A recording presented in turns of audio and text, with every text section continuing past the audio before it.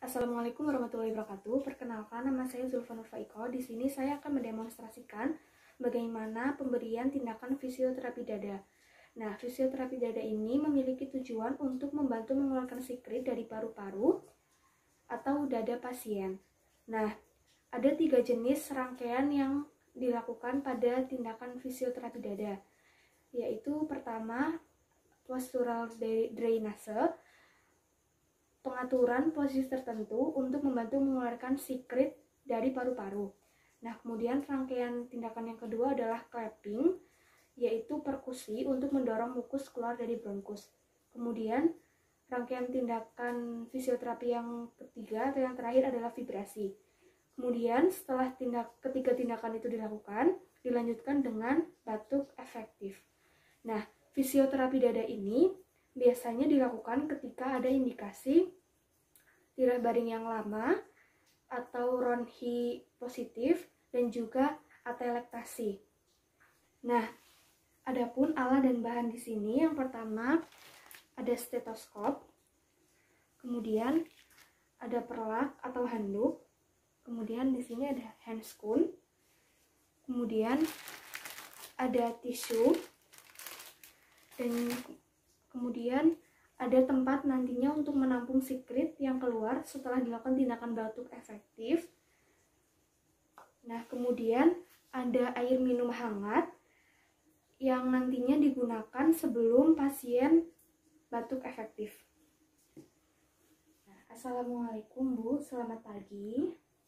Waalaikumsalam, pagi. Perkenalkan, saya Prab Faiko. Di sini saya bertugas di ruangan ini dari jam 7 pagi sampai jam 12 siang. Nah, bagaimana Bu perasaannya hari ini? Masih batuk, dahaknya susah keluar. Oh, baik ya Bu, masih batuk dan dahaknya susah keluar. Ya. Bu, di sini saya akan melakukan tindakan fisioterapi dada pada Ibu. Nah, sebelum saya melakukan tindakan, saya akan mengecek gelang identitas pada tangan Ibu terlebih dahulu ya. Benar, ini dengan Ibu A. Oh iya, benar ya Bu. Nah Bu, di sini saya akan melakukan tindakan fisioterapi dada pada Ibu yang bertujuan untuk mengeluarkan dahak pada dada atau paru-paru Ibu. Nah, di sini waktu untuk melaksanakan tindakan kurang lebih 10 menit. Apakah Ibu bersedia? Ya.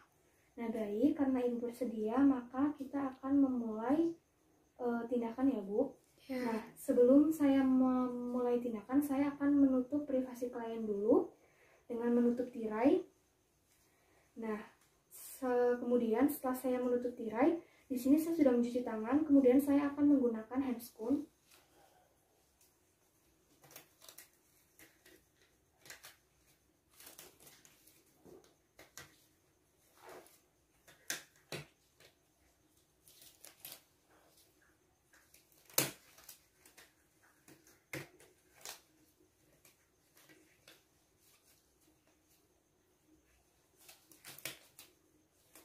Nah, setelah saya menggunakan handscoon, saya akan mulai melakukan tindakan. Tindakan yang pertama adalah postural drainase. Nah, tindakan postural drainase itu diawali dengan auskultasi yang bertujuan untuk mengetahui letak sikrit. Nah, tindakan auskultasi ini akan menggunakan alat stetoskop. Saya gunakan dulu alatnya.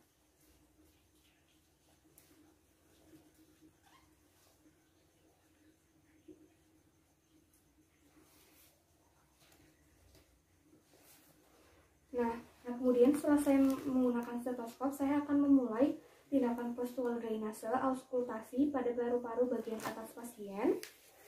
Nah, kita mulai ya. Ada 6 titik pemeriksaan auskultasi pada paru-paru. Titik yang pertama adalah bagian atas. 1, kemudian turun, 2,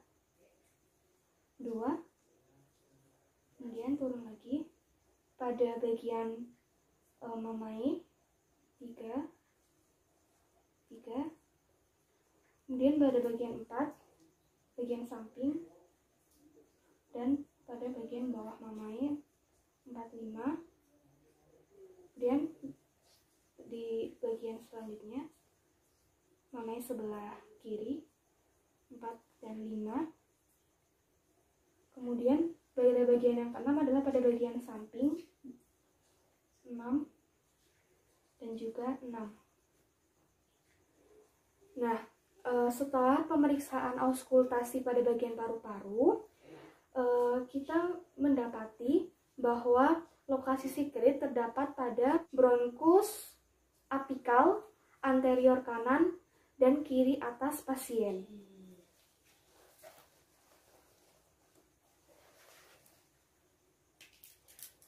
Nah, kemudian setelah kita mengetahui letak sikrit, yaitu pada bronkus apikal anterior kanan dan kiri atas, kita memposisikan pasien, yaitu duduk. Kita posisikan duduk, maaf ya Ibu duduk ya Bu. Iya. Nah, kita posisikan duduk sesuai dengan di mana letak sikrit tersebut. Nah, kemudian kita posisikan duduk, kemudian setelah itu kita posisikan sedikit membungkuk seperti ini. Nah, sudah. Apakah Ibu nyaman, Bu? Ya. Nah, kemudian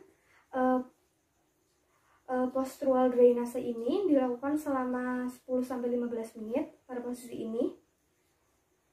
Nah, kemudian setelah kita selesai mengauskultasi letak sikrit pada dada bagian depan, tindakan selanjutnya adalah kita perkusi atau clapping pada dada bagian belakang. Nah, dengan cara kita meletakkan tangan kita di bagian punggung atau bagian dada bagian belakang seperti ini, membentuk kubah seperti ini. Kemudian kita akan memperkusi dari bagian bawah ke bagian atas. Saya permisi ya Bu, saya akan melakukan perkusi pada dada Ibu bagian belakang seperti ini.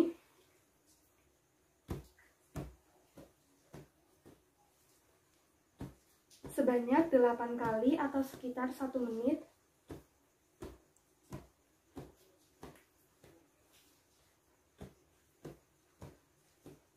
Nah, kemudian setelah tindakan perkusi pada dada bagian belakang sudah, kita akan memperkusi dada bagian depan. Oh ya, saat tadi memperkusi dada bagian belakang, kita menghindari atau jangan sampai terkena pada tulang tengah bagian belakang ini.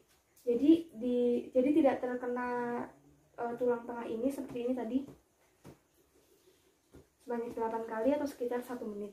Kemudian setelah sudah, kita akan memperkusi dada bagian depan. Ya. Nah, kemudian kita akan melakukan tindakan perkusi pada dada bagian depan. Nah, yang perlu diperhatikan di sini adalah saat kita memperkusi dada bagian depan, kita tidak boleh mengenai bagian hepar, bagian dada, lien, dan juga bagian sternum. Dan pada wanita kita tidak boleh mengenai area mami saat tindakan clapping. Nah, caranya sama seperti saat kita melakukan tindakan perkusi pada dada bagian belakang, dengan tangan seperti membentuk kubah seperti ini. Kemudian kita tepukan sebanyak 8 kali atau sekitar 1 menit.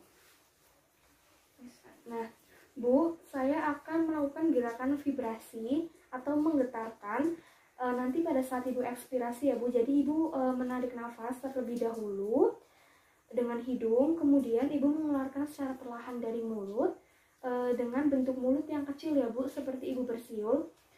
Ya, mari Bu, silakan Ibu menarik nafas. Nah, ya keluarkan secara perlahan Bu.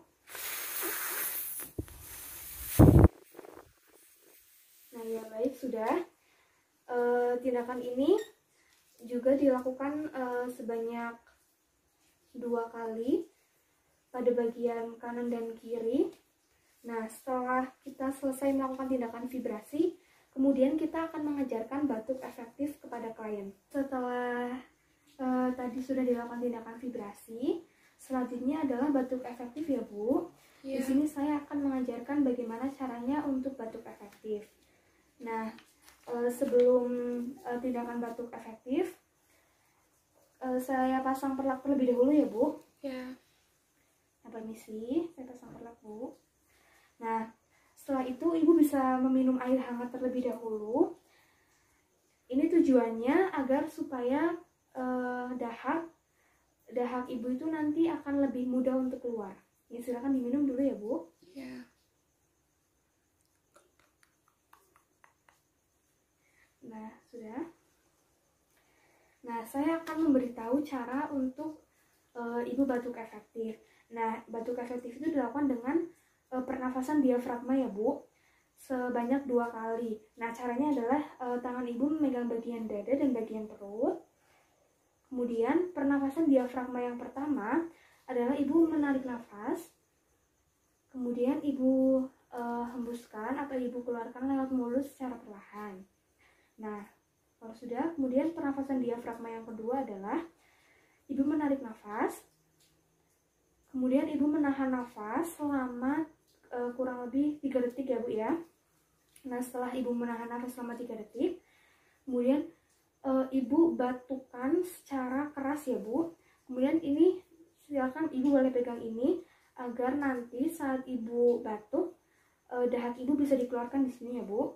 Ya. Nah, apakah ibu sudah paham? Paham. Nah, baik, kalau ibu sudah paham, karena ibu sudah paham, mari kita mulai ya Bu.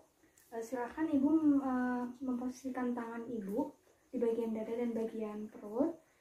Nah, pernafasan diafragma yang pertama, silakan ibu menarik nafas, kemudian ibu keluarkan secara perlahan lewat mulut. Nah, kemudian nanti untuk untuk pernafasan diafragma yang kedua, ibu bisa mengeluarkan dahak ibu di sini ya Bu. Iya. Saya akan bantu pegang. Nah, ayo Bu, ibu tarik nafas, kemudian ibu tahan selama 3 detik, kemudian ibu batukan dengan keras ya Bu. Nah, ya bagus sekali, dahak ibu sudah banyak yang keluar.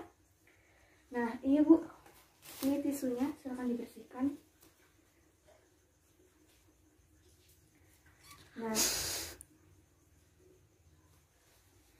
Nah, setelah selesai, ibu sudah melakukan batuk efektif dan dahak ibu sudah banyak yang keluar. Saya akan merapikan alat-alat kembali ya Bu. Iya. Nah, setelah rangkaian tindakannya sudah kita selesaikan dan kita juga sudah melakukan tindakan batuk efektif, tindakan berikutnya adalah kita akan mengauskultasi ulang untuk memeriksa kembali penumpukan sikritnya. Kita akan menggunakan stetoskop untuk kita mengauskultasi ulang.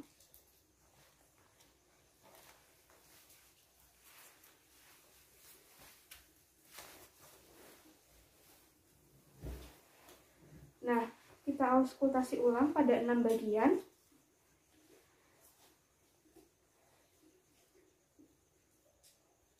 Untuk memeriksa sikrit, 1, kemudian 2, kemudian 3, kemudian 4 pada area samping, dan 5 di bawah mami, dan 8 di sebelahnya, 4, 5, kemudian 6 pada bagian samping. Nah, setelah kita lakukan auskultasi, ternyata penumpukan sikrit pada bagian dada sudah berkurang setelah kita lakukan tindakan dan batuk efektif. Ya, di sini saya sudah selesai melakukan tindakan fisioterapi dada dan juga batuk efektif. Sekian, wassalamualaikum warahmatullahi wabarakatuh.